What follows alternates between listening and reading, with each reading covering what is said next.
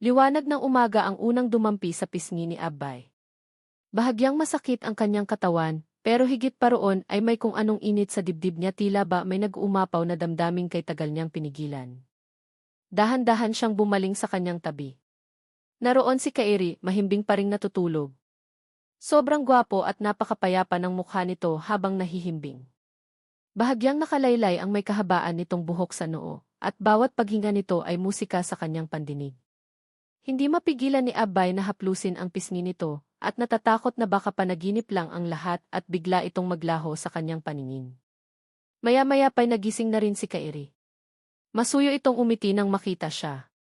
Hey, good morning, mahinang bati nito sabay gawad ng mabilis na halik sa kanyang labi. Hi, good morning, tugon naman ni Abay na nakaramdam ng pag-iinit ng pisngi. Sandali silang nagtitigan. Walang nagsalita, ngunit may kanya-kanyang tanong na naglalaro sa isipan. Ano ba ang ibig sabihin ng nangyari kagabi? Ano ba ang estado ng kanilang relasyon? Ilang sandali pa'y binasag ni Kairi ang katahimikan. Are you okay? Tanong nito sa nag-aalalang tono. Tumango si Abay. Mas okay pa kaysa dati. Pero natatakot pa rin ako. What are you afraid of? Tanong ni Kairi habang hinahaplos ang buhok niya. Natatakot akong baka kagabi lang yon. Baka dahil lang sa emosyon of dahil sa awa. Saglit na natahimik si Kairi. Subalit pagkatapos ay umupo ito sa kama, humarap kay Abay at sa kamarahang hinawakan ang mukha nito. Abay, didn't do it because felt sorry for you. Did it because I loved you. Because I wanted to make you feel that you shouldn't be treated like a broken person, that you are a woman who is lovable and worthy of love. Abay burst into tears, not because of the pain, but because finally, someone recognized her fully. Magsasalita na sana si Abay, nang maya-maya pa isang mahinang katok mula sa labas ng pinto ang pumukaw sa dalawa. Sir Kairi, Ma'am Abay, gising na po si Miss Naomi. Gusto raw po kayong makausap. Nagkatinginan ang dalawa. Hindi nila alam kung paano nalaman ng mga kasambahay na magkasama sila sa iisang kwarto. May nakakita kaya sa kanila nang dalhin niya si Abay doon? Tuloy ay nakaramdam ng pag-iinit ng pisngi si Abay. Sure siyang nalalaman na ng lahat ang kanilang nag-uumpisa pa lang na relasyon. Matapos makapagpalit ng damit ay magkasabay na bumaba ang dalawa. Naabutan nilang naroon sa sala si Naomi, nakaupo, nakaayos pero halatang hindi pa rin maganda ang lagay. Nang makita niya si Kairi at Abay na sabay bumaba mula sa hagdan, hindi iyon nakaligtas sa kanyang mata. She smiled quietly, the kind of smile that you couldn't immediately tell if it was bitter or accepting. Kairi, mahinang saad ni Naomi nang makalapit ang lalaki. Thank you for letting me stay. Tumango lang si Kairi, pero nanatili siyang hindi bumitaw sa kamay ni Abay. At iyon ang hindi nakalampas sa paningin ni Naomi.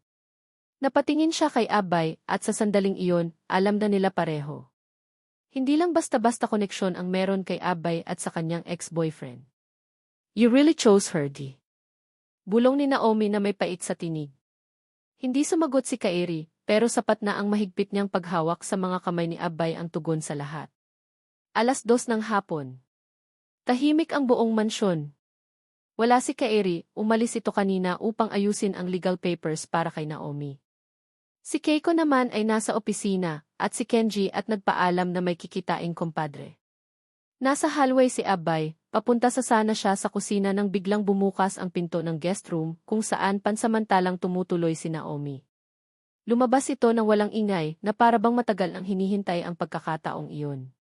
Abay, tawag nito sa kanya. Tumigil si Abay at huminga ng malalim bago humarap sa babae. Hindi siya natatakot, pero alam niyang kailangan niyang maging mahinahon dahil baka masabunutan niya pa ito. Yes? Naglakad si Naomi papalapit sa kanya, hanggang sa huminto ito sa tapat niya. May gusto lang akong linawin, panimula nito, malamig ang tono. Alam kong alam mo kung sino ako kay Kairi. And I think you also know what we had was real. Yeah, I know. He told me, kaswal namang sagot ni Abay. Napangisi naman si Naomi. Then I hope you also realize that you were never part of the plan. I was the one Kairi wanted to marry. Pero ikaw ang umalis, matapang na sagot ni Abay na hindi nagpatinag sa bruhang kaharap. At kahit mahal ka niya noon, pinili mong bitawan siya. Hindi ko siya binitawan dahil gusto ko. I was forced. Arranged marriage, pamilya, pressure. I was protecting him from the mess the world would bring. Nanatiling kalmado si Abbay. And now, you're back. Bruised, wounded, abandoned beside the husband you were forced to marry, sad ni Abbay sa seryosong tono at enyo. You're the victim too, Naomi. You don't have to prove to me that you love Carrie. I know. But you don't have to destroy what we have now just because of your guilt. Napatingin si Naomi sa kanya, nabigla sa prangkang katotohanan na sinabi ni Abbay. Hindi mo naiintindihan, wika nito. You're just a survivor na kinaawaan lang ng lalaking mahal ko, sinarinig ay naging matalim ang tingin ni Abbay. Yes, I'm the victim. A rape victim rather. Sinira ang pagkatao ko. Pero hindi ako humingi ng awa ni Kairi. Hindi ako nagmakaawa para sa pagmamahal niya. Hindi ko siya nilapitan, siya ang lumapit. Siya ang pumili sa akin. Hindi dahil naaawa siya kundi dahil nakita niya ang totoo kong pagkatao, kahit durog-durog na ako. Natigilan si Naomi sa mga narinig. May bakas ng pagkabigla at pagsisisi sa kanyang mga mata. I lost everything and when came back, he was no longer mine. Naomi, dagdag ni Abbay, mas kalmado na ngayon. I'm not your enemy, so don't blame me for the wrong decisions you made. Si Kairi ang nagdesisyong mahalin ako at kung ano man ang pinagsamahan nyo, bahagi na ng nakaraan. If there's anything left for him in you, face it but don't hurt me just to get revenge on fate. Unti-unting nangilid ang luha sa mata ni Naomi. Saglit siyang natahimik, bago tuluyang napaupo sa gilid ng upuan sa hallway. Isa thought I was strong. I thought I could handle it all. But seeing you so calm, so brave. I hated you for it, see. Umupo si Abbay sa tapat niya. Alam mo kung bakit kalmado ako. Dahil araw-araw kong kinakalaban ang sarili kong takot. Hindi ako perpekto. Pero pinipili kong lumaban. Ikaw rin, Naomi. Hindi pa huli ang lahat para buuin muli ang sarili mo hindi bilang ex ni Kairi, kundi bilang babae na maihalaga kahit walang lalaking inaasahan. Namayani ang katahimikan sa pagitan ng dalawang babae na para bang nakikiramdam sa isa't isa. Pero maya-maya pa si Naomi rin ang bumasag ng katahimikan. Thank you for saying that. And I'm sorry. Hindi kita dapat nilait. You didn't deserve that. Tumango si Abbay sa kabahagyang umiti. Don't worry, Carrie lang. Basta sana, simula ngayon, we lift each other up. We don't have to be friends. But as a woman, let's choose not to destroy one another. Gabi nang matapos ni Kairi sa isang mahabang meeting kasama ang kanyang legal team. Napakaraming kailangang asikasuhin, ang kasong isasampa laban kay Akiko para kay Naomi, at ang inaabangang pangalawang pagharap muli sa korte ni Abbay laban kay Henry Scott. Pagpasok niya sa mansyon, naramdaman niyang may nagbago sa paligid. Tahimik pero parang mabigat ang hangin. Pag-akyat niya, napansin niyang bukas pa ang ilaw sa hallway lounge. Napakunot ang noo ni Kairi nang makitang magkasama si Abbay at Naomi habang nagkakape. Hindi niya inaasahang makikita ang mga ito sa ganoon kaya bigla siyang kinabahan. May nangyari kaya? Abbay? Naomi, pagtawag niya sa dalawang babae, medyo nag-aalalang lumapit. Okay ba ang lahat? Tumingin si Abbay sa kanya at marahang umiti at tumayo. Dumating ka na pala, bati ni Abbay sa nobyo. Don't worry, nag-usap lang kami. What kind of talk? Tanong naman ni Kairi na kay Naomi nakatingin. Saglit na natahimik si Naomi bago siya tumayo at lumapit kay Kairi. We had to clear things, mahinang sagot nito. I said some things that were not really nice.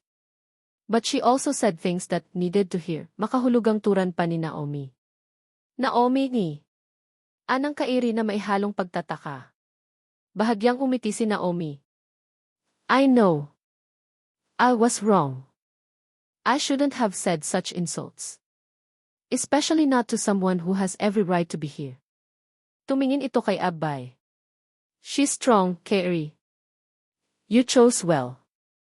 Abbay smiled slightly not because of the compliment, but because of the understanding that Naomi had come to the point of acceptance. Matapos niyon ay nagpaalam na si Naomi na magpapahinga at naiwan ang dalawa. Tahimik na tumabi si Kairi kay Abbay sa kinaupuan. Is that all true? Did you fight? Tumango si Abbay, nakangiti ng tipid. She pushed. I stood the ground, puno ng kahulugan sagot niya. And you're okay? Tanong ni Kairi habang hawak ang kamay niya. Yes. Kasi alam kong hindi mo ako pinili dahil sa awa. And even though there was pain behind what she said, pinili kong hindi magpatalo sa galit. Napayo ko si Kairi. Baby. I'm sorry if she hurt you. I should've protected you more. You don't need to say sorry for someone else's pain, Kairi, bulong ni Abbay. You're here and that's enough. Hinawakan siya ni Kairi sa magkabilang pisngi. I will protect you, Abbay. Not just from others but even from the ghosts of SS past, sincerong sad niya pa. Pagbalik ni Naomi sa kwarto, wala sa sariling napatitig siya sa labas ng bintana. Sa kama ay isang papel ang affidavit ng demanda niya kay Akiko na ibinigay sa kanya ni Kairi. Sa tabi nito, isang lumang picture nila ni Kairi noong nasa university pa sila sa Japan. Mumiti siya at doon nakabuo na siya ng pasya. I won't stay in the past anymore, bulong niya. Time to fight for myself, usal niya sa sarili. Kinabukasan, Hall of Justice, Pasig City. Ito ang pangalawang trial laban sa rape case na isinampa ni Abbay laban kay Henry Scott. Maaga pa lamang ay tila mabigat na ang hangin sa paligid ng Hall of Justice. Muli na namang hinarap ni Abbay ang bangungot ng nakaraan ang ikalawang trial sa kasong isinampa niya laban kay Henry Scott. Habang papalapit siya sa pintuan ng courtroom, kasabay niyang dumating si Kairi. Suot nito ang itim na suit, mahigpit ang kapit sa folder na hawak, pero mas mahigpit ang paghawak nito sa kanyang kamay na parabang ipinararating ito sa kanyang hindi siya nag-iisa. Are you ready? Bulong nito. Nilingon siya ni Abbay, pilit na ngumiti. Mas handa kaysa kahapon. Sa loob ng courtroom, naroon si Nanay Leticia, tangan ang rosaryong at iisa lang ang laman ang dasal ang hustisya para sa kanyang anak. Katabi niya si Keiko, tahimik ngunit matalim ang tingin kay Henry sa kabilang panig. Attend din ng trial si Naomi upang saksihan ang lakas ng babaeng minsang pinagselosan niya. At sa pinakalikod, halos hindi mapansin, naroon si Jake, tahimik na nagmamasid, nananatiling anino, pero hindi maitatangging may bakas pa rin ng malasakit sa mga mata.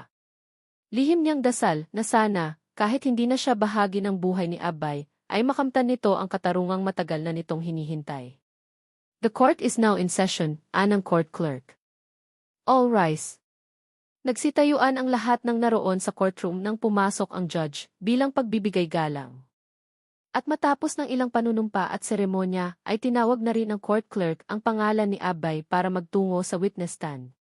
Tumindig si Abbay sa witness stand, at kahit nanginginig ang mga tuhod, matatag ang kanyang boses. Pinangunahan siya ni Kairi, si Attorney Inoue ang kanyang abogado, tagapagtanggol at nobyo. Kahit suot nito ang maskara ng professionalism, ramdam ni Abbay ang init ng suporta nito sa bawat tanong, sa bawat pagprotekta kanya mula sa mapanghusgang mata ng korte. Engs del Rosario, sa pagkakataong ay handa ka na bang ibahagi ang katotohanan sa buong korte, tanong ni Kairi habang tinititigan siya ng buong lalim. Tumango si Abbay. Yes, Your Honor. Dahil sa bawat araw na hindi ako nagsasalita, marami pang babae ang tulad kong pwedeng dumanas ng tulad sakin.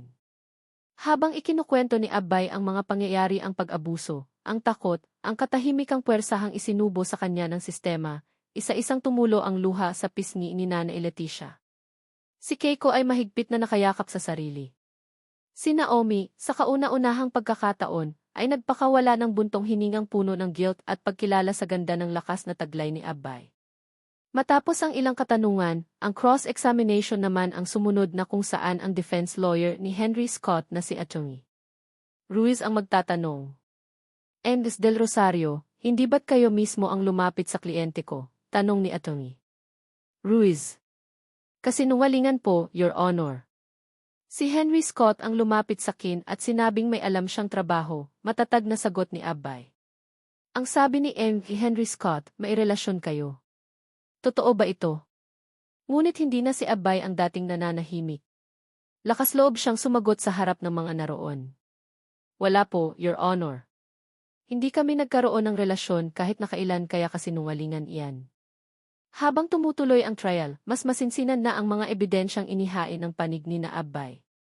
May mga dokumento, testimonya ng dating kasamahan sa bangko, pati mga footages na dating ikinaila ng kampo ni Henry. Hindi na siya umiwas sa mga tanong, bagkus ay humarap siya ng buong tapang, hindi na ang dating Abbay na nanginginig sa takot. And Del Rosario, kung tunay ang mga paratang mo, bakit ngayon mo lang sinabi ang lahat? Muling tanong ni Atty. Ruiz.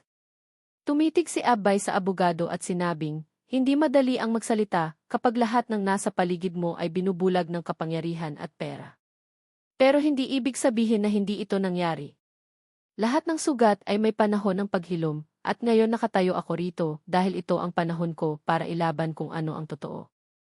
Pagkatapos ng testimonya, bumaba si Abbay mula sa stand. Tinapik siya ni Kairi sa balikat, at kasabay niyon ay sabay silang lumingon sa audience. Naroon pa rin ang kanyang nanay Leticia, ang best friend niya, at sandaling nagtagpo ang mata niya at ni Jake, na agad na yumuko, parang sinadyang magkubli. Jake, bulong niya sa sarili, wala na ito roon. Hindi tuloy niya alam kung namalikmata ba siya ng mga sandaling iyon. Paglabas nila ng korte, tila ba magaan ang hangin sa paligid. At kahit hindi pa man tapos ang trial ay parang nararamdaman na ng bawat isa na makakamit ni Abbay ang hustisya. Lumapit si Nanay Leticia at mahigpit na niyakap ang anak. Mahal na mahal kita, anak. At ipinagmamalaki kita. Maraming salamat po, Nay. Mahal na mahal ko rin po kayo, madamdaming tura naman ni Abbay. Si Keiko naman ay tuwang-tuwa, sabay sabing, grabe ka, bro. Napakatapang mo. I'm so proud of you. Tahimik si Naomi, pero lumapit din siya at nagsalita, what you did wasn't easy. I admire you. Thank you, nakangiting saad ni Abbay.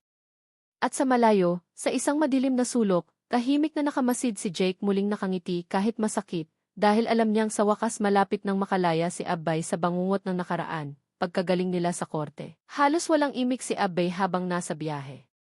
Hindi dahil sa sama ng loob, kundi dahil sa bugso ng emosyon na pilit niyang kinulong sa kanyang dibdib buong araw. Pagpasok nila sa mansyon, sinamahan siya ni Kairi sa kwarto. Tuluyan na ring bumigay ang kanyang katawan dahil sa matinding pagod. Hindi siya umiyak. Hindi siya nagsalita. Umupo lang siya sa gilid ng kama, hawak ang isang baso ng tubig na hindi niya iniinom. Tahimik lang si Kairi, nakikiramdam. Pero lumapit siya sa nobya at dahan-dahang lumuhod para tanggalin ang suot na itong sandals. Marahan pa niyang minasahe iyon nang sa gayon ay gumaan naman kahit paano ang nararamdaman nito. Are you okay? Tanong niya sa nobya, halos pabulong. Tumango si Abbay saka pinagmamasdan ang gwapong mukha ng nobyo na nakaluhod sa kanyang paanan. Hindi ko alam kung pagod lang ako o sobrang bigat lang talaga ng lahat. Matapos masahihin ang mga paa, muling naupo si Kairi sa tabi nito iniabot ang kamay. Alam mo bang buong araw kitang pinagmamasdan at iniisip ko, paano mo nagagawa to? Yung tumayo sa harap ng taong sumira sa iyo, tapos nagsalita ka ng walang pag-aalinlangan. Napatingin si Abbay sa kanya, bakas ang pagod sa mga mata. Of course, hindi madali, sagot niya. Habang nagsasalita ako parang may bumubulong sa akin sa loob ng ulo ko na, tumigil ka na. Huwag mo nang ipahiya ang sarili mo. Masasaktan ka lang ganun. Pero naisip ko kayo. Ikaw, si nanay, si Keiko kayong mga mahal ko sa buhay na nandoon at sumusuporta sa akin. Napangiti si Kairi sa kamarahang inilapit ang ulo ni Abbay para isandal sa kanyang dibdib. At doon, sa tahimik na pagitan ng dalawang tumitibok na puso, saka bumagsak ang mga luha ni Abbay. Hindi dahil sa kahinaan, kundi dahil sa may isang taong sinamahan siyang damhin ang sakit ng walang tanong at pag-aalinlangan. Marahan namang hinaplos ni Kairi ang mahaba at malambot na buhok ng dalaga habang nakasandig ito sa kanyang dibdib. You know, if I had met you earlier, baby, I would never have let you end up in that situation. Pero kahit ganoon, kahit hindi ikaw ang nauna, nagpapasalamat pa rin ako dahil ikaw ang nandito. Ikaw ang kasama ko ngayon.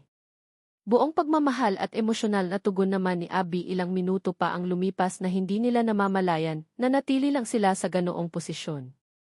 Na para bang kontento na sa presensya ng isa't isa. Ilang sandali pa'y maingat na pinunasan ni Kairi ang mga luha ng nobya.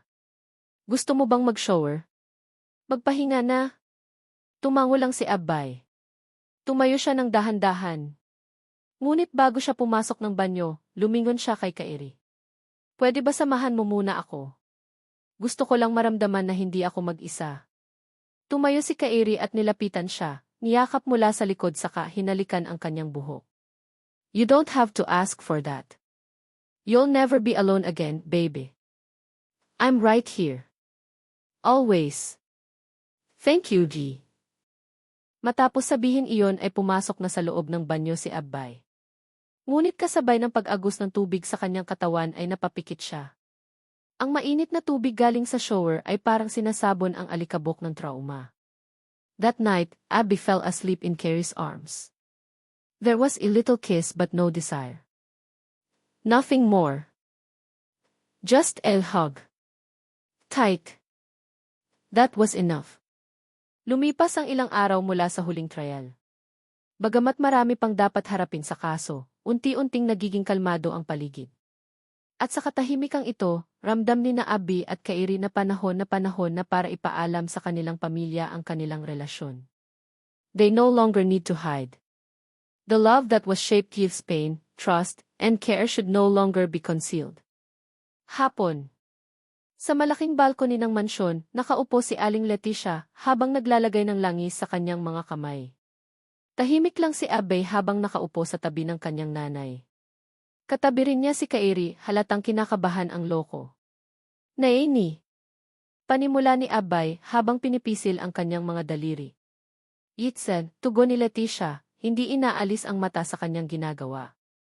May gusto sana kaming sabihin ni Kairi. Napatingin na si Leticia sa mga ito, tahimik pero alerto. Nagsalita si Kairi. Nay Leticia, alam ko pong hindi madali ang pinagdaanan ni Abbay. At hindi ko po intensyong guluhin ang buhay niya. Pero gusto ko po kayong tanungin, bilang ina niya kung papayag po ba kayong maging nobyo ako ng anak ninyo. Napakagatlabi si Abbay. Napayo ko. May kaba. May kilig. May saya. Hindi ka agad sumagi Leticia. Itinabi muna niya ang boteng mailangis at tiningnan si Kairi, tapos si Abbay. Alam mo, Hijo, Anya, may bahagyang ngiti. Matagal ko nang nararamdaman iyan. Hindi mo kailangang magsalita para ipakitang mahal mo ang anak ko. Nakita ko yan sa paraan ng pagtitig mo sa kanya. Sa bawat buhat mo sa kanya, sa bawat hawak ng kamay. Napatingin si Abbay sa ina, may luha sa mata. Hindi kita binigyan ng buong buhay ko para mabuhay ka sa takot, Abbay. Kung ang pagmamahalan niyo ay totoo at malinis, wala akong tutol. Basta't hindi mo bibitawan ang sarili mo para lang sa kanya. Dapat kayong sabay na tumitindig. Umiti ng matamis si Abbay bagaman mailuha sa mga mata, at kasabay niyon ay nagyakap silang mag-ina. Kinabukasan, sa isang private lunch meeting sa isang Japanese restaurant. Tahimik lang si Kenji habang nakatingin sa anak at kay Abbay na magkasamang naupo sa kanyang harapan. Daddy. Panimula ni Kairi. I'm not going back to Japan for the company. I want to stay here permanently. Bahagyang tumango si Kenji. So it's about her, sabay tingin kay Abbay na noon ay nakayuko lang. Yes, Dad, tugon ni Kairi. Kami na ni Abbay at wala po akong balak bitawan siya. I know she has a painful past and I'm ready to face whatever future she has. Kasama siya. Tumahimik ang sandali matapos sabihin Kairi iyon. Puno ng kaba ang dalawa habang naghihintay ng isasagot ni Kenji sa kanila. Umupo si Kenji ng mas diretsyo. I read the case. I know what happened. And I respect your decision, son. You've always had a strong sense of justice. If this woman makes you better man, then who am I to oppose it? Lumingon siya kay Abbay sa kabahagyang umiti. Just take care of him, too. He may look cold, but he gives everything when he loves. Bahagyang namula si Abbay, sabay tango. Promise po, aalagaan ko po siya, Uncle Kenji. Then we toast to courage and second chances, anang Kenji sa kanagtaas ng baso. Matapos makausap si Nana Leticia at si Uncle Kenji, si Keiko naman ang kinausap ni Abbay para opisyal na ipaalam ang kanilang relasyon ng kuya nito. Nagtungo siya sa kwarto ng kanyang best friend kahit gabing-gabi na. Alam ko na yan, biglang sabi ni Keiko habang naghihilamos sabay silang naghihilamos sa kwarto. Napalingon si Abbay mula sa salamin. Ha? Yung relasyon niyo ni Kuya Kairi. Best friend mo ako, no? Hindi mo ko maluloko, nakangising wika nito. Tumawa si Abay habang lumalabas ng banyo. Sorry na, bro. Grabe ka, bro, talagang tinago mo pa sakin, ha? Kunwaring tampo ni Kiko, sabay abot ng throw pillow.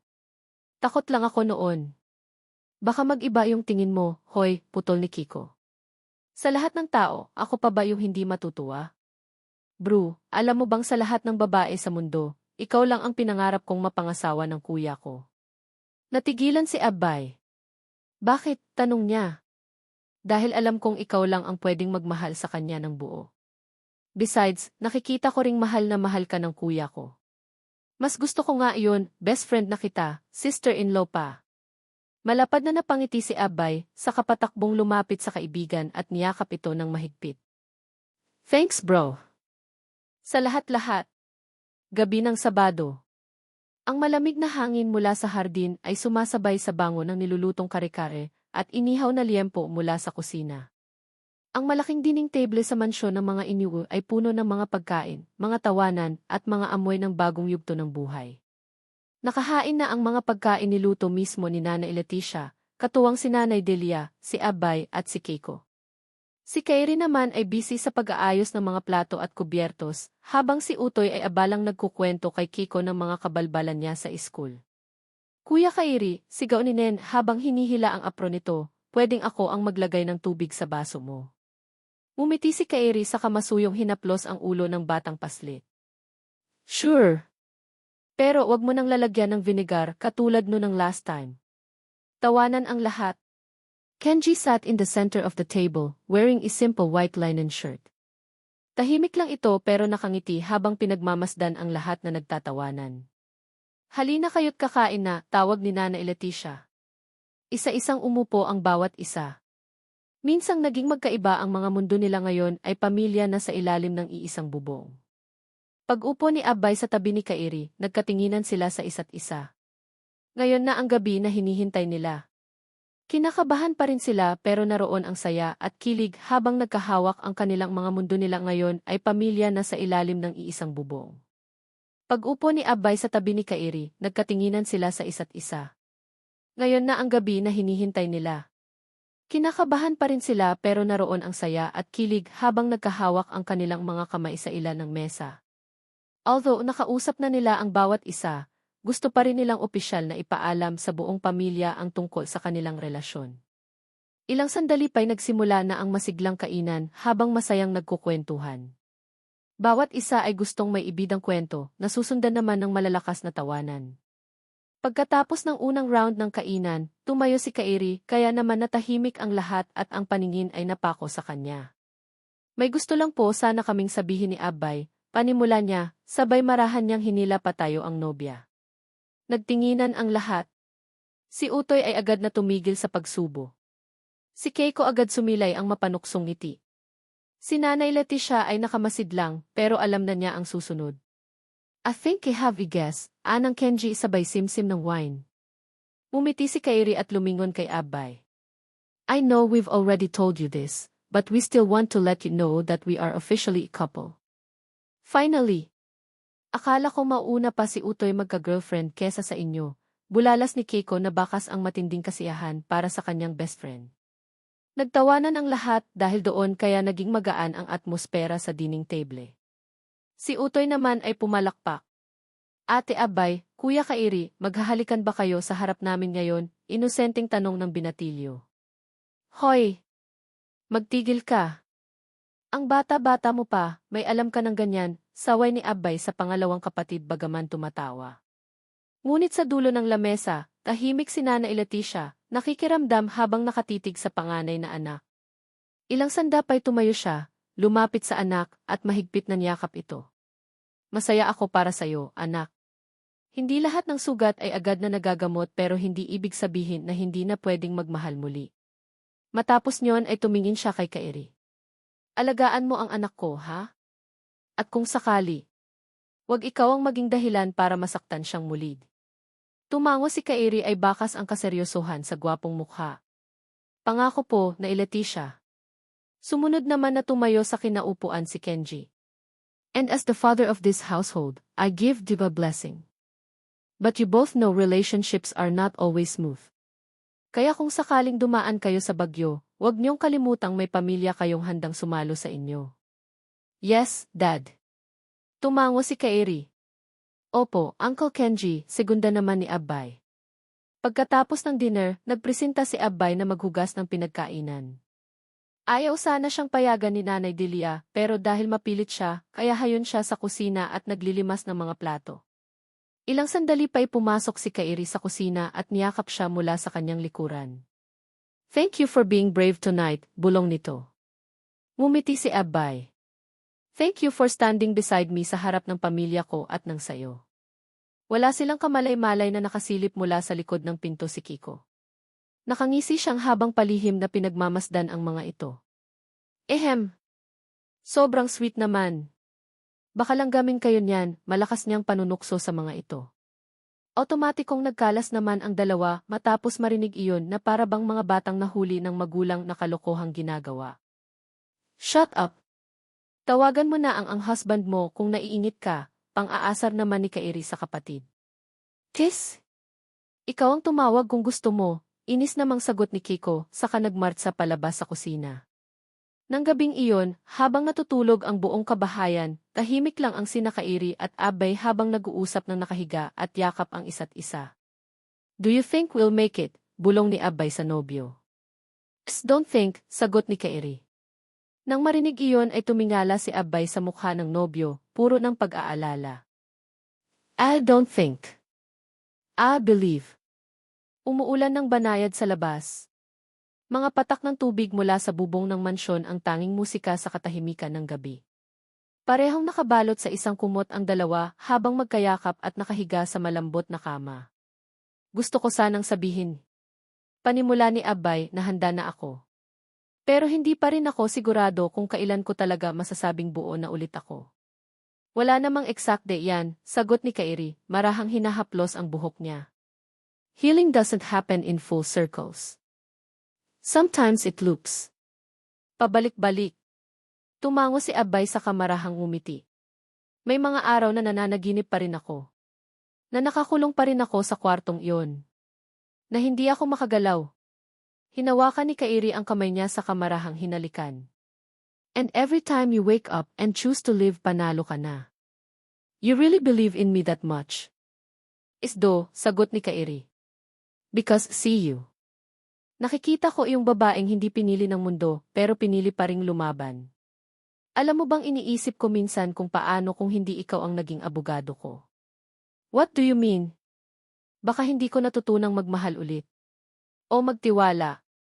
Baka hindi ko nakita na may pwede pa palang magpahalaga sa akin, hindi dahil sa awa, kundi dahil sa pagkatao ko. Tumingin si Kairi sa kanya, may masuyong ngiti sa mga labi. At iniisip ko rin na baka kaya ako dinala ng tadhana, pabalik dito sa Pilipinas, ay hindi lang para ipaglaban ang mga babae, kundi para matutong magmahal ng totoo. The two looked at each other for a long time. Long. Deep. Full of emotion. Neither wanted to speak because they could already feel each other's warmth enough to convey what they wanted to say. Kinabukasan, maagang gumising si Abbay. Pagbukas niya ng bintana, sinalubong siya ng liwanag ng araw at amoy ng bagong lutong sinangag mula sa kusina. Paglapit niya sa salamin, napangiti siya sa sarili. Hawak niya ang isang papel, ang notice mula sa korte na nagsasabing final hearing, scheduled. Ito na ang huling yugto. Lumabas siya ng kwarto at nadatnan si Kairi sa hallway, hawak din ang kopya ng parehong papel. Ready? Tanong nito. Ngumiti si Abbay. Takot pa rin pero. Don't worry, kasama mo ako hanggang huli. Sincere na tura ni Kairi sabay halik sa kanyang noo. I love you, Abigail D. Napangiti si Abbay, ngiting walang kasing tamis. I love you more, Kairi. Dahil nalalapit namang final trial, naisipan ni Kairi na iayain ang nobya na magbakasayin kahit sandatang sa gayon ay marelax naman ang isipan nito. Kaagad namang pumayag si Abbay, kaya hayon sila, binabaybay ang daan patungong Batangas. Abbay and Kairi's journey was quiet as they drove along the winding road to Tal. Behind the clouds, the sun tried to peek through, as if its light was gently caressing their worries. Carrie held the steering wheel with one hand, while the other rested on Abay's hand, as if the simple touch of their skin was enough to bring her peace. May isang araw at isang gabi tayong wala munang iniintindi, bulong ni Kairi. Tayong dalawa lang. Abay glanced at him and gave a slight nod. The anxiety in her chest hadn't left, but within the silence of her heart, quiet courage was beginning to grow. Pagkarating nila sa isang maliit, ngunit pribadong inn na may tanawing diretsyo sa Taal Lake, bumungad sa kanila ang malamig na simoy ng hangin at ang kalmadong alon ng lawa. In the midst of the silence, they both felt a fleeting sense of freedom. No cameras, no reporters, no courtroom. Just the two of them, and the chance to breathe once more. Niyaya ni Kairi ang nobya sa gilid ng lawa. Nagtatawanan sila habang nilalakad ang pilapil, magkahawak kamay na parang dalawang teenager. Inilabas ni Abay ang kanyang Polaroid camera. Kinunan si Kairi habang nakangiti, nakapikit, na para bang sinasalo ang liwanag ng araw. Nang maglaon ay umambon. Tumakbo na tayo, sigaw ni Abay. Ngunit hindi gumalaw si Kairi. Sa halip, hinila niya si Abay papalapit. Don't. I want to feel this every drop of rain, every bit of cold. As long as I'm with you. Natawa si Abay ngunit hindi na siya umalma. Sa ilalim ng lumalakas na ambon, nagkatinginan sila. Walang salita. But every drop of rain on their skin felt like a reminder of the tears they had long swallowed. Only this time, the heavens seemed to be washing everything clean. Moments later, their lips met fervent, unhurried, savoring every second. Each kiss carried a trace of healing. When they returned to the room, soaked from the rain and shivering from the cold, they let the warmth of each other be the only thing to dry them. Hindi sila nagmadali. Dahan-dahang hinubad ni Kairi ang saplot ni Abe habang pinagmamasdan ang bawat pulgada ng kanyang balat, hindi na may awa, kundi may pagnanais at paggalang. Huminga si Abay ng malalim habang inihiga siya ni Kairi sa kama, tinatakpan ng malambot na kumot, ngunit hindi sapat upang mapigil ang init ng katawan nilang naghahanap ng koneksyon. Each kiss grew deeper, lingering longer. Their hands wandered across skin, as if recognizing every wound, every scar, every fear. And in their union, Abay was freed from the fear she had held onto for so long. Sa piling ni Kairi, buo siya, ligtas siya. Kinabukasan, maaliwalas ang langit. Isinuot ni Abay ang simpleng summer dress na pinuri agad ni Kairi. Magaan ang loob nila habang naglalakad sa maliit na town plaza. Bumili sila ng prutas sa palengke, nagtawanan sa kilig habang kumakain ng halo-halo sa tabi ng kalsada, at hindi na binitawan ang kamay ng isa't isa. Parang ang sarap mamuhay sa ganito araw-araw, ani Abay. Gagawin nating posible yan, sagot ni Kairi, hinalikan ang likod ng kamay niya. Simula ngayon, bawat laban mo, laban ko rin. As night fell, the lake once again sank into silence. They were inside the room, a bit of wine on the table, and soft music playing from Carrie's speaker. Abay stood beside the window, gazing into the darkness, when Carrie came up behind her and wrapped his arms around her. Handa ka na ba? Tanong ni Kairi habang marahang hinahalikan ang kanyang balikat. Hindi ko alam, bulong ni Abay, pero handa akong harapin to basta't kasama kita. Lumapit ang mga labi ni Kairi sa kanyang liig, pababa sa kanyang balikat, papunta sa kanyang collarbone. Napapikit si Abby habang pinapakiramdaman ang bawat haplos, bawat init na nagmumula sa mga halik ni Kairi. Carrie gently turned her to face him, and as their eyes met, the world faded away. Slowly, he lifted her in his arms and laid her down on the bed, as if it were a sacred altar of acceptance and love. Ang kanilang katawan ay muling nagtagpo, mas matindi, mas malalim. Hindi na ito basta pagnanasa lang. Isa itong pagsuko, pagyakap, at pangakong sa kabila ng lahat, pipiliin nila ang isa't isa araw-araw. With every movement, every moan, every whispered name, they proved that their love was not just fleeting, it was home. Sa huling umaga ng kanilang paglagi, sabay nilang pinanood ang pagsikat ng araw mula sa balkonahe. Si Abay ay nakahilig sa dibdib ni Kairi, tahimik, pero may ngiti sa kanyang labi. I have a surprise, bulong ni Kairi. Inilabas niya ang maliit na kahon mula sa bag nang buksan ito ni Abay, nakita niya ang isang pendant na hugis bituin. Sa loob nito, mayroong picture nila na magkasama at may nakaukit na salitang, I won't leave you, even when the earth turns dark. Naluha si Abay. Kairi. Kapag suot mo yan, tandaan mong kahit anong mangyari sa korte, hindi mo kailangang lumaban ng mag-isa. Yumakap si Abbay sa nobyo ng buong higpit, buong puso, buong pagmamahal habang lumuluha. Sa gabi bago ang final trial, nagtipon-tipon ang mga mahal sa buhay ni Abbay sa loob ng maliit na kapilya malapit sa mansyon ng pamilya Tanaka. Tahimik ang paligid, tanging tunog ng dasal at huni ng mga kuliglig ang maririnig. Sa harap ng altar, nakaluhod si Nanay Leticia, hawak-hawak ang rosaryo habang pinagmamasdan ang larawan ng Birheng Maria. Panginoon, wika niya, nangingilid ang luha, iligtas niyo po ang anak kong si Abbay. Bigyan niyo siya ng lakas ng loob, ng boses na hindi manginginig, at ng paninindigang hindi kayang buwagin. Patatagin niyo rin si Kairi. Gamitin niyo siya bilang sandigan ng anak ko. Amen. Hawak-hawak ni Utoy ang kamay ng kapatid niyang si Nen, parehong nakayuko habang pinakikinggan ang taimtim na panalangin ng kanilang ina. Sa likuran naman, tahimik na nakaupo si Keiko at si Kenji, parehong formal ang suot, pero kapwa-ramdam ang tensyon. Lumapit si Keiko kay Nanay Leticia at marahang hinawakan ang kanyang balikat. Tita, walang kailangang ikatakot si Abbay. Nandito kami para sa kanya. Buo po kaming pamilya.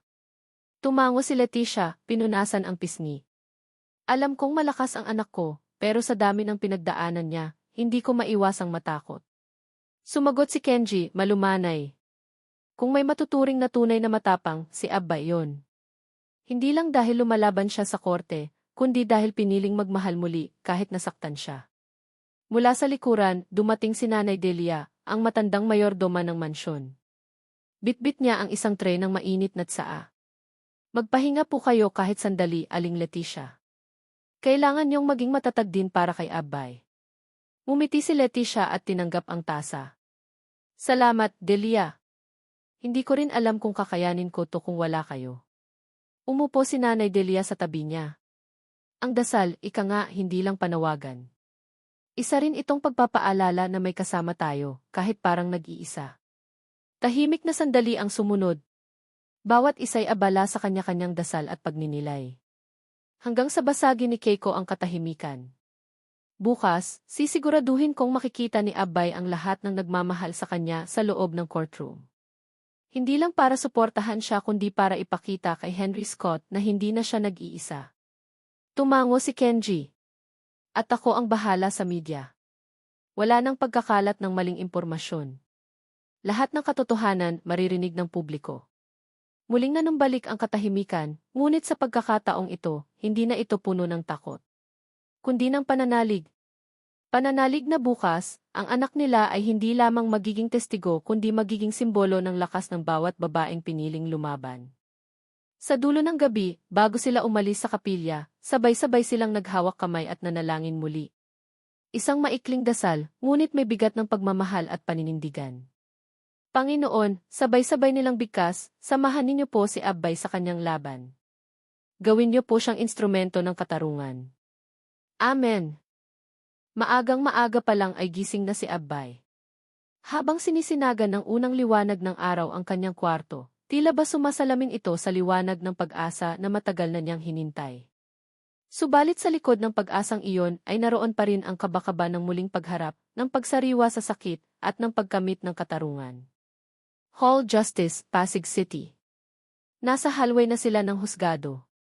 Suot ni Abbay ang kulay kremang bestida, simple ngunit may dignidad. Hawak ni Kairi ang kanyang kamay, mahigpit at matatag. Sa kanyang mga mata, naroon ang tahimik na paninindigan ng isang lalaking hindi kailanman bumitaw. Simula na ng katapusan, bulong ni Kairi. Pero ito rin ang simula ng panibagong simula, puno ng kahulugang na dagdag niya pa. Tumango si Abbay sa kabumuntong hininga ng malalim. Kakayanin ko dahil kasama kita. Sa loob ng courtroom, halos mapuno ang gallery. Naroon si Nanay Leticia, Keiko, Kenji, pati na rin si Nanay Delia. Tahimik silang nanonood habang nagsimula na ang pagdinig. Si Judge Mendez, kilalang strikto pero patas, ang humawak ng kaso. Sa kabilang panig, naroon si Henry Scott, matigas ang mukha, at para bang walang bahid ng pagsisisi. Tumayo si Kairi ng diretso. Sa kanyang tinig ay naroon ang lakas at determinasyon. Your Honor, today we present evidence that will reveal not only the crime, but the calculated and cruel abuse of power by the accused. Ilang sandali pa lumabas ang isang testigo, si Selena Alvarez. Nanumpa muna ito sa witness stand bago magsimulang sabihin ang kanyang mga salaysay. Base sa physical examination, may multiple contusions and lacerations si Imet Abigail Del Rosario, paliwanag ni Alvarez. Ang pattern ng injuries ay consistent sa forceful sexual contact. May hematoma sa balikat, bruises sa pulsuhan, at vaginal trauma. Hindi ito basta gawa-gawa ko lang basta kampihan ang biktima, dahil katawan na mismo niya ang malinaw na ebidensya, diretso, ngunit malalim na wika pa ng doktora. Ang sumunod naman na tinawag na witness ay si Katrina Mendoza, ang katrabaho ni Abbay sa bangko. Matagal na naming napapansin ang pagbabago sa kilos ni Abbay, ani Katrina. Laging tulala, parang takot, lalo na tuwing dumarating si Scott. Isang beses, nakita ko siyang umiiyak sa nanginginig siya habang hawak ang cellphone. Tinanong ko siya kung may problema, pero hindi siya nagsalita. Doon pa lang, alam naming may mali. Ang sumunod naman na testigo ay si Liza Manapat, ang dating sekretary ni Henry Scott. 6 na taon akong sekretarya ni Henry Scott, panimula ni Liza. Marami akong pinirmahang confidentiality agreements, pero ngayon ako magsasalita. Ilang beses kong naset ang private meetings niya kay Imes Del Rosario kahit walang koneksyon sa trabaho. Lagi siyang galit kapag hindi sumisipot si Imes Del Rosario. May tinatawag siyang private files na kasave sa encrypted flash drive. Ibinigay ko sa abogado ni Imes Del Rosario ang backup copy ng files. Isinuko ni Kairi ang EXB sa korte. Inilabas sa screen ang mga email correspondence. Mababas roon ang pagpipilit ni Henry Scott kay Abbay na pumunta sa kondo, mga threat messages na nakasave sa drafts folder, at litrato mula sa security footage ng bangko isang gabi na pilit siyang pinasakay sa sasakyan ng akusado. Bumigat ang hangin sa loob ng courtroom. Napasinghap ang lahat ng mga naroon. Si Henry Scott naman ay halos hindi makatingin sa mga ebidensyang nakalantad sa publiko. Ilang sandali pa'y muling nagsalita si Kairi sa harap ng hukuman para ipakilala ang huling witness. Your Honor, Annie Kairi, we call our final witness someone who once chose silence, but now chooses justice. Bumukas ang pinto. Pumasok si Jake. Ngulat si Abbay nang makita ang dating nobyo. Hindi niya ito sinabihang tumestigo, pero naroon ito ngayon at nakatayo sa harap ng witness stand. May hawak siyang maliit na recorder. Noong kami pa ni Abbay, ilang ulit akong tinawagan ni Henry Scott. Hindi lang para pagbantaan ako kundi para iparamdam kung gaano siya kapangyarihan. Matapos sabihin iyon ay pinatugtog ni Jake ang recording. Tinig ni Henry Scott ang maririnig sa naturang voice recording. Layuan mo si Abbay. Kung ayaw mong mawala ang trabaho mo, ang pamilya mo, maging ang pamilya ni Abbay. Isang utos ko lang, mabubura kayong lahat sa mundo. Subukan mong ituloy ang pakikipagrelasyon sa kanya, mawawala sa iyo lahat. Naging tahimik ang courtroom matapos marinig iyon. Si Abbay, nakatakip ang bibig sa pagkagulat at pagkabigla. Walang sinabi sa kanya noon si Jake na maihawak pala itong ebidensya laban kay Henry Scott. Pinili kong manahimik noon para sa kaligtasan ng lahat. Patuloy ni Jake, pero ngayon, ayokong tumahimik habang may nambibiktima pa. Makalipas ang deliberasyon, muling nagtipon ang lahat sa courtroom. Ang lahat ay nakatayo habang binabasa ang hatol ni Judge Mendez. Pigil-pigil ang hininga ng lahat, kinakabahan, nanginginig ang mga kamay lalong-lalo na si Abbay na noon ay parang hihimatay na sa labis-labis na kaba. N.A. Henry Scott, wika ni Judge Mendez, sa ilalim ng batas, ikaw ay napatunayang guilty beyond reasonable doubt sa kasong rape, sexual harassment, coercion, at intimidation. Ikaw ay hinahatulan ng habambuhay na pagkakakulong, kasama ang karampatang civil damages. Nang marinig iyon ay nagwala si Henry Scott, nagsisisigaw, tila asong ulol. God damn it! Mga hayop kayo! Pagbabayaran niyo ito. Papatayin ko kayong lahat. Ubusin ko kayo, patuloy na pagsigaw ni Henry Scott na parang tigring gustong manakmal. Alerto namang nagsilapit ang mga pulis at kaagad na sinupil ang nagwawalang si Henry Scott. Kinalagkad ito palabas ng korte kasunod ang napakaraming mga pulis. Paglabas nito sa korte ay sinalubong ito napakaraming media at mga reporters. Bumuhos naman ang luha ng mga sandaling iyon sa loob ng courtroom. Si Abe ay napaupo at napahagulgol ng tuluyan. Yumakap sa kanya si Keiko at si Nanay Leticia. Si Kenji, bagamat hindi pala salita, ay tahimik na tumango bilang paggalang at suporta. Si Nanay Delia ay lumapit at hinaplos ang likod ni Abay.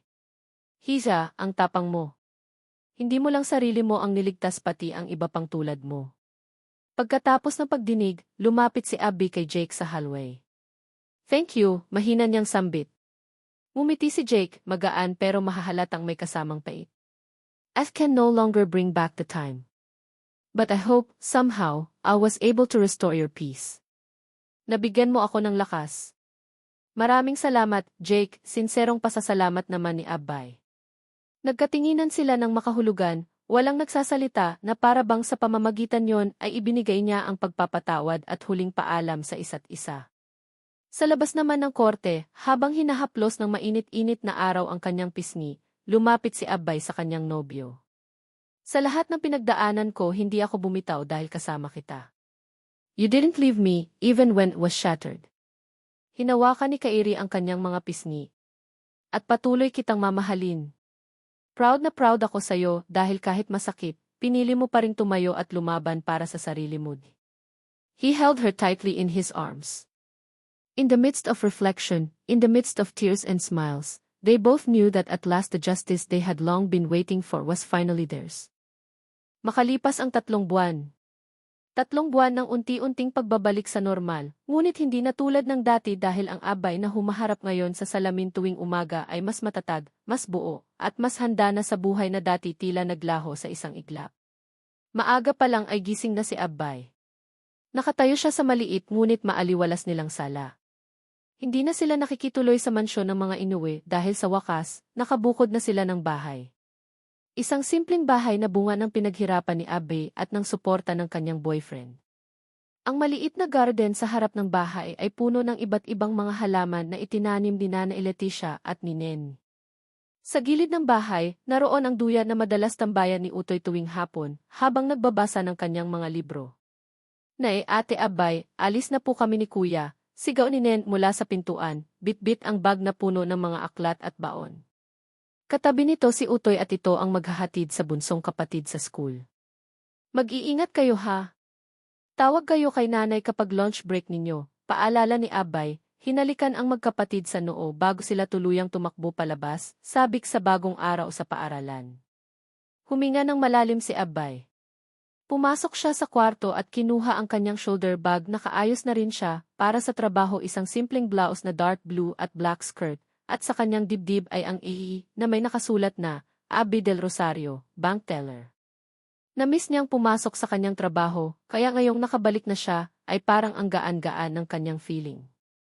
Pagdating sa bangko, sinalubong siya ng mga coworkers. Wala na ang mga matang may panghuhusga.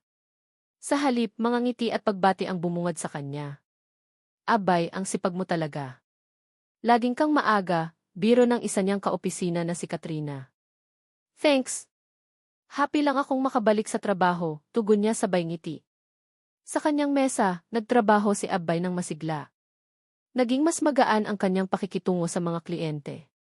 Ang bawat ngiti niya ay mas totoo na at ang bawat thank you po niya ay may kasamang taos pusong pasasalamat dahil sa bagong pagkakataon. Samantala, si Kairi naman ay abala sa law office. Mula nang maipanalo niya ang kaso laban kay Henry Scott, dumagsa ang mga kliyente sa firm, mga kababaihan at kabataan na naghahanap ng hustisya. Pero kahit ganoon kabisi ang kanyang araw, hindi niya nakakalimutan na kumustahin ang girlfriend na si Abay. Lunchtime nang tawagan niya ang girlfriend. Nakatatlong ring din bago nito sinagot ang tawag. Baby, how are you? Don't tell me, hindi ka na naman nag-break, tanong niya mula sa kabilang linya. Hala! Paano mo nalaman? Nagbibirong sagot naman nito. Later na. Tapusin ko lang itong last client ko. Kiyahe. Don't fool me, pumalatak na saad ni Kairi. Pupuntahan na kita dyan. Let's have lunch. I want to see you. Hindi na nakatanggi pa si Abay sa sinabi ng nobyo. At makalipas lang ng halos 15 minutes ay dumating na ito at sinundo siya mula sa bangko. Lagi pa rin siyang kinilig tuwing nakikita niya si Kairi na para bang isang teenager. Isa pa lagi siyang pinupuri ng kanyang mga coworkers na ang swerte niya dahil napaka-green flag daw nito. Let's go, baby. Nagpa-reserve na ako ng lunch natin, anang kairi sa kamarahang inalalayan sa baywang papasok sa kotse. Thanks, babe, tugon naman ni Abay sa kangumiti ng matamis. Ilang sandali pa ang nagdaan, sa isang fine dining restaurant siya dinala ni Kairi na kung saan pawang mga Filipino cuisine ang inihahain. Dinala kita rito kasi alam kong favorite mo ang kare-kare. Specialty nila ang kare-kare, kaya alam kong magugustuhan mo, babe, nakangiting saad ni Kairi nang alalayan siyang makaupo sa dining table. Ikaw talaga, babe. Akala ko busy ka sa work. Bakit nag-effort ka pa talaga para lang sa lunch ko? Nakangusong tanong naman ni Abby, pero hindi naman maitago ang kilig na nararamdaman. Dahil deserve mong pagsilbihan at ituring na prinsesa. Kaya kung ako sa'yo, Imet Abigail del Rosario, lubos-lubusin mo na ang princess treatment dahil may expiration to, nakangising saad naman ni Kairi. Umuso naman si Abay, nagpapakute. Tis? Talaga ba? Kunwari ay inis niyang tanong. Of course, it's a joke. Never akong magsasawa na pagsilbihan ka, babe, dahil mahal na mahal kita. Nag-init naman ang pisngi ni Abay sa tinura ng nobyo. Mahal na mahal din kita, babe. Thank you so much dahil hindi ka umalis sa tabi ko. Wish ko na sana, hanggang dulo, ikaw pa rin ang kasama ko. Napangiti si Kairi, ngiting mas lalong nagpagwapo rito. Hindi na kita pakakawalan, babe. Is promise ikinagabihan, matapos ang masarap na hapunan na sabay-sabay nilang pinagsaluhan, si Abby at Nana Leticia ay naupo sa maliit na balkonahe ng kanilang bahay. Malamig ang simoy ng hangin at tahimik ang gabi, tanging huni ng kuliglig at mga alinggaw ng katahimikan ng kanilang barangay ang maririnig. Sa ibabaw ng mesa ay mainit na kape na tinimpla ni Abay para sa kanilang mag-ina. Ang sarap ng ganito, anak. Tahimik, payapa. Salamat talaga, anak. Hindi ko akalain na darating ang araw na ganito na ang buhay na't malayo sa gulo, malayo sa sakit, wika ni Nana Leticia habang hinahaplos ang kamay ng anak. Ito po talaga ang pangarap ko noon pa. Yung magkaroon tayo ng sarili tayong bahay at hindi na kailangan makisilong sa iba. Yung magigising na lang ako na masaya kayo ni Utoy at Nen. Anak, hindi biro ang pinagdaanan mo. Pero tingnan mo, mas pinili mong bumangon. Mas pinili mong lumaban para sa amin. Kaya sobra kitang ipinagmamalaki, anak, sabi ni Nana Leticia habang nakasungaw ang luha sa mga mata. Actually, may isa pa akong plano di. Napatingin si Abay sa ina, sabay ngiti. Gusto ko po sanang iparenovate ang likod ng bahay, Nay. Gusto ko pong ipatayo doon ang isang maliit na sari-sari store para sa inyo. Namilog ang mga mata ni Nana Leticia sa narinig. Ha? Totoo ba yan? Naku, hindi mo na kailangang gastusan pa ako. Nay naman, sabat ni Abay sabay tawa. Alam ko pong gusto niyo ring may pinagkakaabalahan. At gusto ko po kayong may maliit na pagkakakitaan kahit nasa bahay lang kayo. Para po kung may kailangan sina Utoy at Nen, madali niyo silang matutulungan. Sandaling natahimik si Nana Leticia sa narinig pero maya-maya rin ay nagsalita. Abay, napakabuti mong anak. Saan ka pa humugot ng lakas ng loob, ha? Saan galing ang ganyang puso? Sa inyo po. Kayo ang nagturo sa akin kung paano magmahal at magsakripisyo. At si Kairi siya ang inspirasyon ko ngayon. Kurig hindi dahil sa kanya, hindi ko alam kung nasaan ako ngayon. Napangiti si Nana Leticia at sumandal sa upuan. Tahimik silang nagmasid sa kalangitan kung saan kumikislap ang ilang bituin. Abay, basag ni Nana Leticia sa katahimikan. Matanong ko lang, napag-uusapan na ba ninyo ni Kairi kung kailan kayo magpapakasal? Abby froze. For a moment, she stared at the cup of coffee in front of her. As if she wanted to drown the sudden whirl of emotions in it. It felt as though something had lodged in her throat. The joy and peace she had felt just moments earlier were suddenly met by the cold breeze of worry. Anak, may nasabi ba akong masama? Abay glanced around, struggling to find the words to say. But the truth was, she felt nervous. Not because she didn't want it, she loved Kairi deeply. But the weight of the word marriage stirred memories of pain, of the fear that the peace she was only beginning to reclaim might once again slip away. Hindi pa po namin napag-uusapan yan, mahina niyang tugon. hindi ko pa rin po siguro alam kung handa na ako. Masaya na po ako sa ganito sa bawat araw na kasama ko siya, sa bawat araw na alam kong may bukas kami. Hinaplos ni Nanay Leticia ang pisngi ni Abay, ramdam ang bigat ng tinig ng anak. Wala naman akong minamadali, anak. Ang mahalaga, masaya ka. At kung kailan mo maramdaman na handa ka na, doon ka lang gumawa ng hakbang. Abay nodded, forcing a smile, even as her heart wavered between joy and fear. She couldn't explain why, despite all the happiness and peace, there was still a small voice whispering doubt of fear that if she and Carrie got married, something might be lost, something might break. Mainit ang simoy ng hangin na maihalong lamig ng umaga habang bumabagtas ang van na sinasakyan ni Abay, Keiko at Veronica sa isang mahabang highway patungo sa isang private resort sa Batangas na pagmamay-ari ng mga Dauson. The window was rolled down, and the scent of the sea, drawing nearer as they approached their destination, seemed to beckon rest and tranquility. Sa unahan ng van, ang mga nobyo nila si Kairi na siyang nagmamaneho, si Knives na nakaupo sa tabi nito, habang si Eros ay tahimik lang habang nakasandal at pinagmamasdan ang tanawin. Paminsan-minsan siya ay sumisilip sa rearview mirror, kung saan sumasalubong ang kanilang mga mata ni Veronica. Pagkarating nila sa resort, hindi na nag-aksaya ng oras ang grupo. Ipinahanda ang mga gamit, at sa isang private cottage, na may magandang view ng dagat, nagpasya sina Abay, Keiko, at Veronica na mag-unwind habang sina Kairi, Neves, at Eros ay naglakad-lakad sa dalampasigan, na para bang binibigyan sila ng space para makapag-girl talk. Sa maliit na gazebo na gawa sa kahoy at may palamuting bulaklak, doon naupo sina Abay, Keiko at Veronica.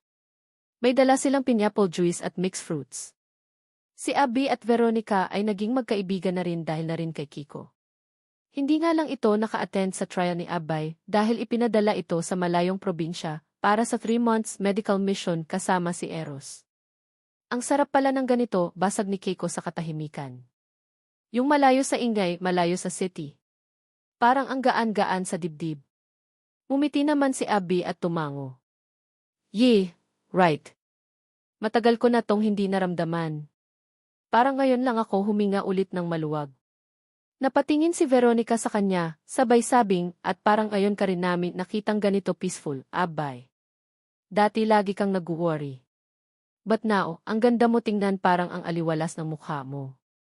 Bahagyang namula si Abay sa sinabi na iyon ni Veronica. Siguro kasi unti-unti ko nang natatanggap na dapat kong bitawan ang mga takot ko, na dapat na akong mag-move forward. Nagtinginan sina Keiko at Veronica at sabay na nagngityan. Yan ang Abay na kilala namin, biro ni Kiko. Hindi yung Abay na laging iniisip ang bukas ng may kaba. Kasi alam mo, bro, kung anong meron ka ngayon, yan ang dapat mong ingatan at pahalagahan. Like Kuya Carrie, the way he loves you, that kind of love is rare. I'm not saying this just because he's in a brother, but I know you feel it too, as his girlfriend. Napangiti si Abby at napabuntong hininga. Alam ko, bro. Sobrang mahal ko siya. Hindi lang dahil sa ginawa niya para sa akin, kundi dahil sa kung paano niya ako tinitingnan na parang buo ako, kahit pakiramdam ko minsan hindi. Lahat naman tayo may takot sa umpisa, dagdag ni Veronica habang marahang nilalaro ang baso sa kanyang kamay. Ako nga hanggang ngayon, hindi ko masabi kay Dolphy Eros na may feelings ako sa kanya.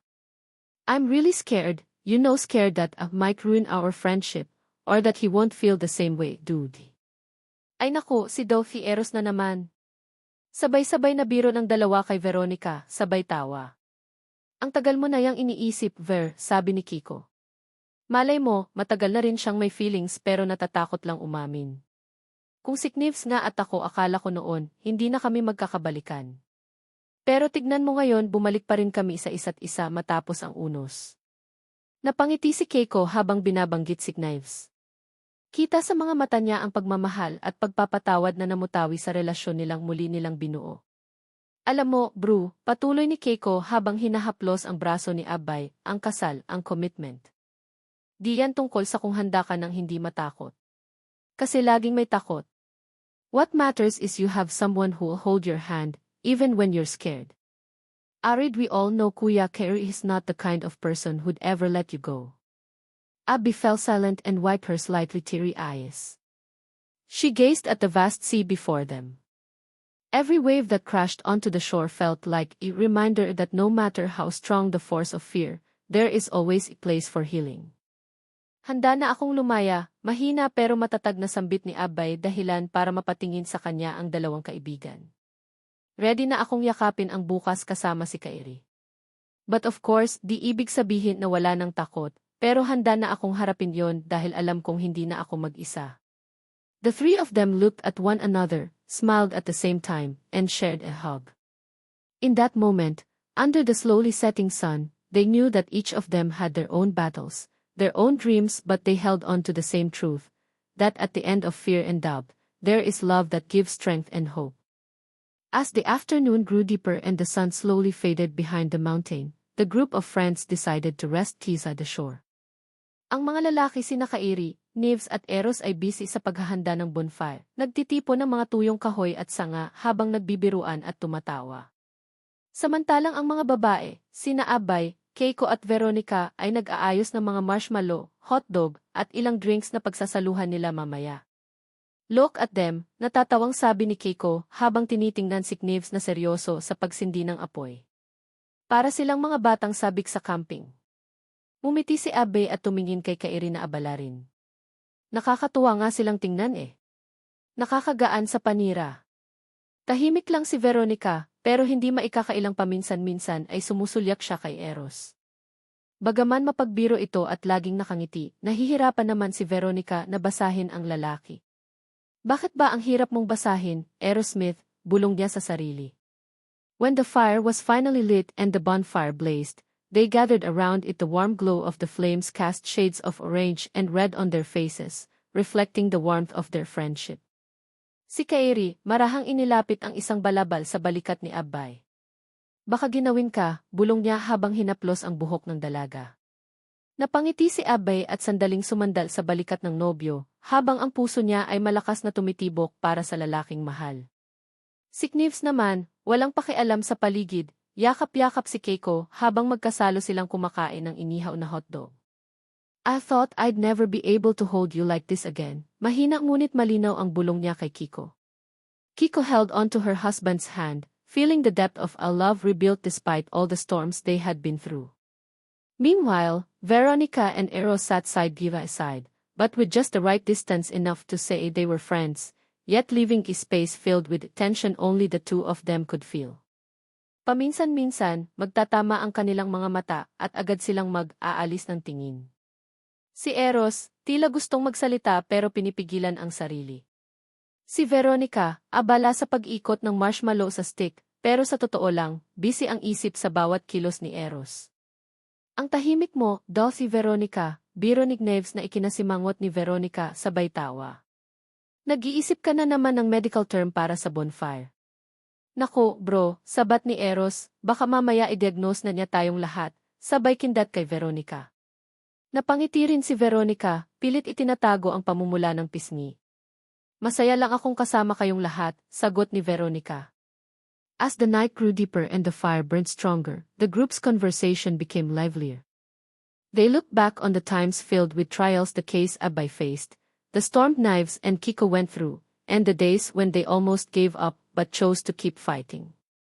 You know what, Ani Carey habang tinitingnan si Abay, if there's one thing I've learned from all of this, it's how precious every day is when you're with the person you love. Every single day truly feels like a gift. Tumango naman si Knives. That's right, bro. That's Galway for me, every single day, get to spend with Kiko, and our child feels like a precious chance to make up for all the times, failed them before. Tahimik lang si Eros, ngunit sa loob niya, hindi maitanggi ang pagnanais na sana, maranasan din niya ang ganitong klase ng pagmamahal. If only he could find the courage to face what his heart truly feels for Veronica. Sa totoo lang, dugtong ni Abay, na medyo emosyonal, hindi ko alam kung paano ko nalagpasan ang lahat kung wala kayong lahat. At lalong-lalo na sayo Kairi, salamat sa hindi pagsuko. Lumapit si Kairi, marahang hinawakan ang kamay ng nobya at hinalikan ito. At salamat sayo sa pagbibigay sa akin ng pagkakataong mahalin ka.